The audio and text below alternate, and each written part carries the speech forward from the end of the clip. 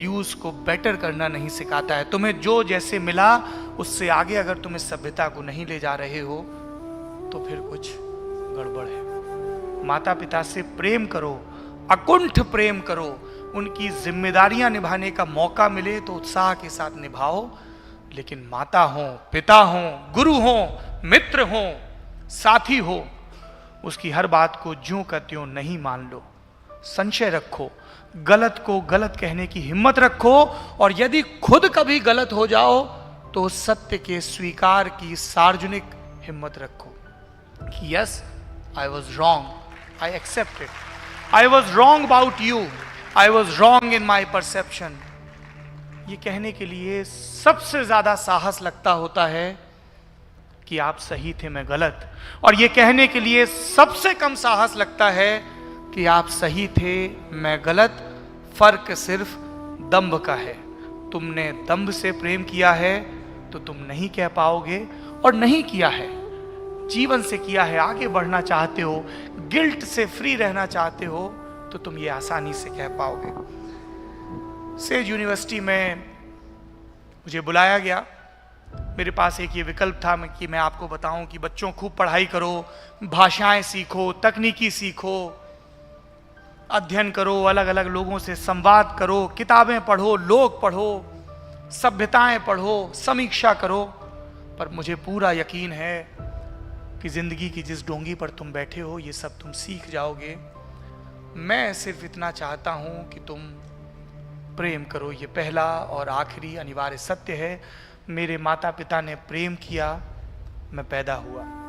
उन्होंने मुझसे प्रेम किया तो सुनिश्चित किया कि मुझे अच्छे संस्थानों में शिक्षा मिले। मेरे सहकर्मियों ने मुझसे प्रेम किया और मेरे संकल्प पर, मेरे इरादे पर या मेरी अवधारणा पर यकीन किया। लल्लन टॉप बना। लल्लन टॉप से करोड़ों दर्शकों ने प्रेम किया कि ये अपना सा है, झूठ बोलता नहीं लगता, किसी पॉलिटिकल पार्टी या नेता की ताबेदारी करता नहीं दिखता है, गलती करता है तो कह देता है हां यहां गलती हुई।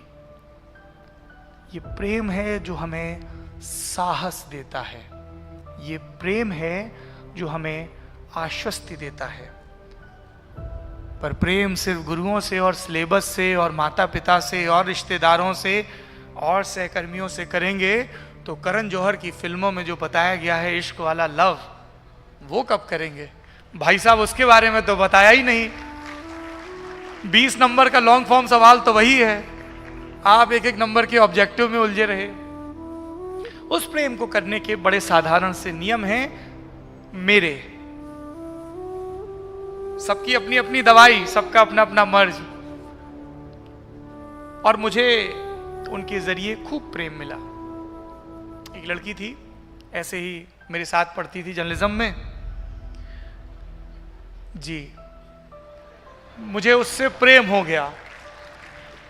और ये इतनी कमाल की चीज है कि ये बिल्ली के पांव की तरह आता है या ये उल्लू की तरह उड़ता है। कभी गौर से देखोगे, उल्लू उड़ते वक्त आवाज नहीं करता है, पंख नहीं फड़फड़ाते हैं, वो धप से आके तुम्हारी छाती पर बैठ जाता है और फिर तुम्हें लगता है कि गर्दन के पास किसी गिलहरी की पूंछ लग गई।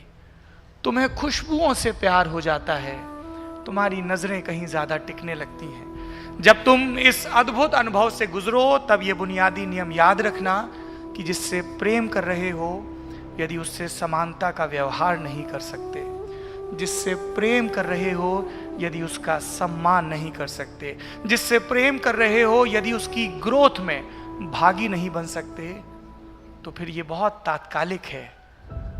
ये सोडा बॉटल ओपनर वाला जैसा हो जाएगा, बुलबुला बहुत जल्द फूट जाएगा। यदि तुम्हारे प्रेम में समता नहीं है, समानता नहीं है, साथ बढ़ने की, दुनिया को एक्सप्लोर करने की ख्वाहिश नहीं है, तो फिर ये टिकेगा नहीं। तो प्रेम करिए जैसे मुझे हुआ जब मैं एक जर्नलिज्म के संस्थान में पढ़ रहा था। और मैं कुछ संतोष के साथ ये कह सकता हूं कि उन दिनों जो मेरी गर्लफ्रेंड थी वो आज भी मेरे टच में है।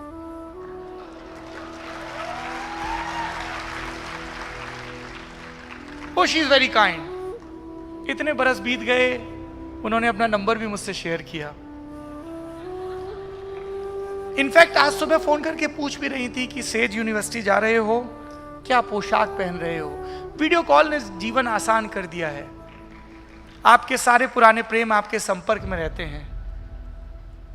कमाल की बात यह है कि ये पूछने के बाद उन्होंने बताया भी कि पिताजी की दवाई आ गई है और वो प्रसन्न हैं। उनकी आंखों की दृष्टि कैटरेक्ट के इस ऑपरेशन के बाद बेहतर है, क्योंकि वो गर्लफ्रेंड मेरी पत्नी भी हैं,